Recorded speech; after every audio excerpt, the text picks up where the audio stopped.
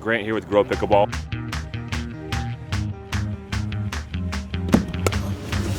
We have Aspen Kern today.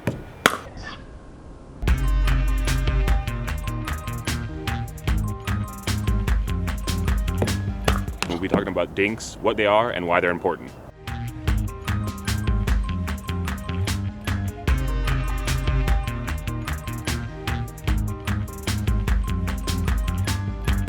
Dinking is, in pickleball, it's the soft game.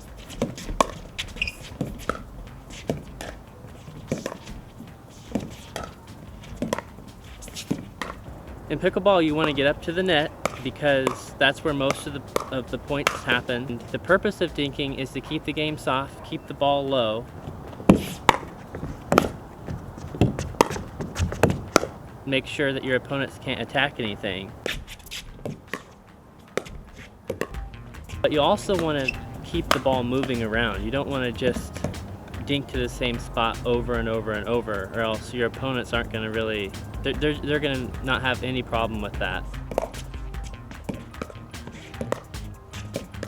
He knows to put the next one away in open space. You don't just softly give it back to someone where they are. You have to always think about where there's open space and how to create it.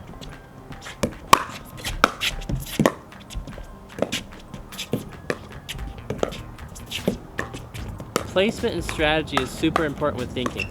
If you place a well-placed dink to someone's backhand, they might pop it up and you can put the ball away. You're really using the dink game to set up the point. You're not necessarily always trying to win the point off the dink. You're trying to set up balls that you can hit down at people or hit past them. That's the fun of the game, is setting up a point where you get a high ball, and that's what dinking does. If you're placing the ball well, you might create an opening in the middle, you might create an opening down the line. It just depends where you're placing the ball.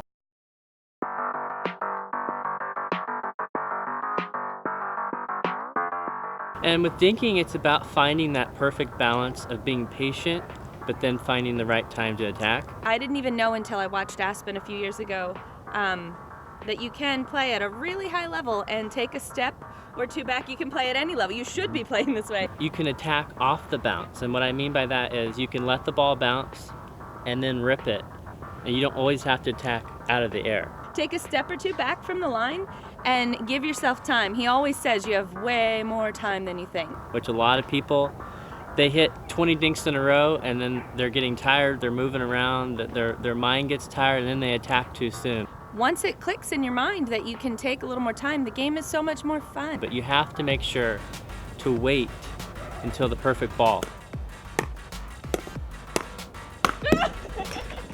So taking a step back, placing the ball beautifully rather than just in the moment popping it up, and then you close the line again and you probably just set up for a high ball rather than being set up.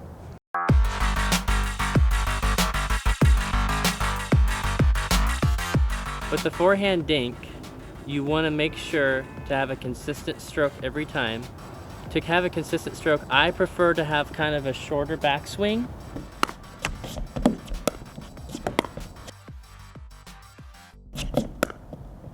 Try and keep a steady routine with the stroke you're taking.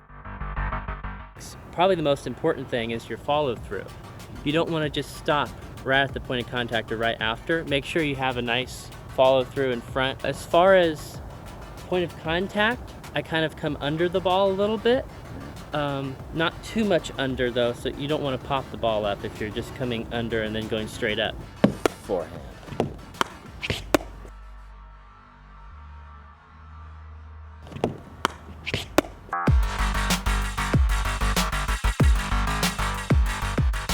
The backhand dink, it seems to be more natural for a lot of people. A little bit more of the same as the forehand, but there are a few differences.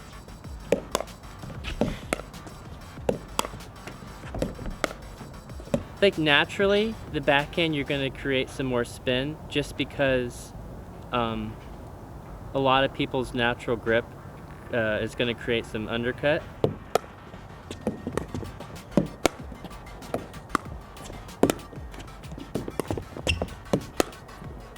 When you're hitting soft shots like dinks, make sure you're not gripping the paddle too tightly. You don't want to be too wristy with your dinks because you want to have something that's fairly consistent. So when you grip it too tightly, you see my hand shaking when I'm doing that. Can you imagine where the ball's gonna go when you're not relaxed and you're not holding a loose grip? Now look, it's not moving at all. Try to stay as relaxed as possible, but you don't want to get too relaxed. You don't want to just have like your paddle down. You still want to be ready in case someone hits a hard shot at you. When I grip it tight, I can't pull that out of but your then hand. loose grip, what I usually play with. So you want the loose grip? Yep. If you're choking on that grip, it's gonna be so tight and the balls are just gonna pop up. I'm gonna demonstrate what happens when I hold it too tightly. But now, watch what happens when I have my normal, super soft grip.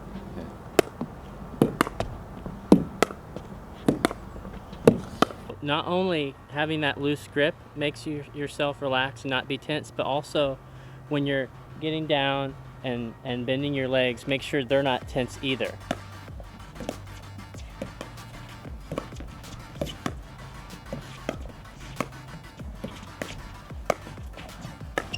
I want you guys to think when you're dinking about the arc of your shot. I want you to visualize the arc and think about shaping the ball to where you want to place it and making that perfect arc.